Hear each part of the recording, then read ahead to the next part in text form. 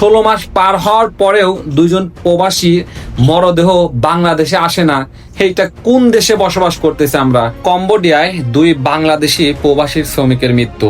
একজনের নাম আল আমিন আর একজনের নাম ইব্রাহিম। 16 মাস আগে তারা কম্বোডিয়ায় মর্মান্তিকভাবে মৃত্যুবরণ করছে, কিন্তু 16 মাস পার হওয়ার পরেও তাদের লাশ এখন পর্যন্ত দেশে ফেরেনি।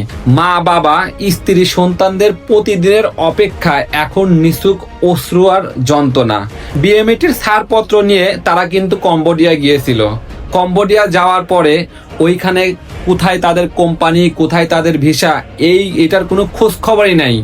যেইখানে কম্বোডিয়ার মতো একটা জায়গা, যেখানে দূতাবাস নাই, কনসুলেটর নাই, সেখানে দুর্ঘটনায় মৃত্যুর পর প্রবাসীরা একেবারেই অসহায়। কিন্তু 16 মাস পার হওয়ার পরেও দুইজন প্রবাসী মরদেহ বাংলাদেশে আসে না। এইটা কোন দেশে বসবাস করতেছে আমরা? চলতি বছরে কম্বোডিয়ায় পাঠানো হয়েছে 958 জন বাংলাদেশি প্রবাসীদের, যেখানে বিএমটির ছাড়পত্র নিয়ে তারা কম্বোডিয়ায় গিয়েছে। ইব্রাহিম এবং আলামিন এই দুইজন কম্বোডিয়ান প্রবাসী যাদের লাশ বাংলাদেশে আসে নাই, তারা প্রমাণ করে দিয়েছে শ্রমবাজার অনুমোদন মানে শুধু কাগজের স্থির নয়, কর্মীদের জীবন মর্যাদা, মৃত্যুর পর শেষ অধিকার নিশ্চিত করাই রাষ্ট্রের দায়িত্ব। সেই রাষ্ট্র কি তাদের মরদেহ নিয়ে তাদের দায়িত্ব পালন করেছে আদৌ? একবার বলেন তো।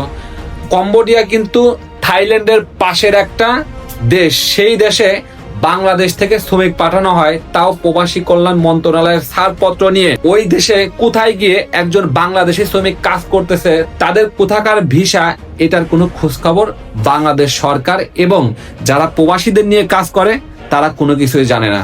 বাংলাদেশ সরকার কি বলতে পারে কম্বোডিয়া শ্রমিক কারা পাঠায়, কারা নিয়ন্ত্রণ করে শ্রমবাজার? কম্বোডিয়া শ্রমবাজারের সংকট এখন প্রশাসনিক ত্রুটি নয়, এটি রাষ্ট্রীয় দায়িত্ব। মানবিকতা, নৈতিকতার কঠিন পরীক্ষা। আর কোনো পরিবার যেন 16 মাস ধরে লাশের অপেক্ষা না থাকে, এটাই এখন সব থেকে বড় দাবি। কম্বোডিয়ায় লোক পাঠায়, এই কম্বোডিয়ায় লোক কারা পাঠায়? যেইখানে বাংলাদেশ দূতাবাস নাই, সেইখানে শ্রমিকদের সহায়তা কারা দিবে? একবার বলতে পারেন। এই ভুল সিদ্ধান্তর জন্য হাজার হাজার বাংলাদেশি শ্রমিক প্রবাসী গিয়ে মৃত্যুবরণ করে, তাদের লাশ দেশে পাঠানো হয় না। এইরকম ইব্রাহিম আলামিনের মতন আর কত নির্যাতন করা হবে প্রবাসীদের? একবার বলতে পারেন।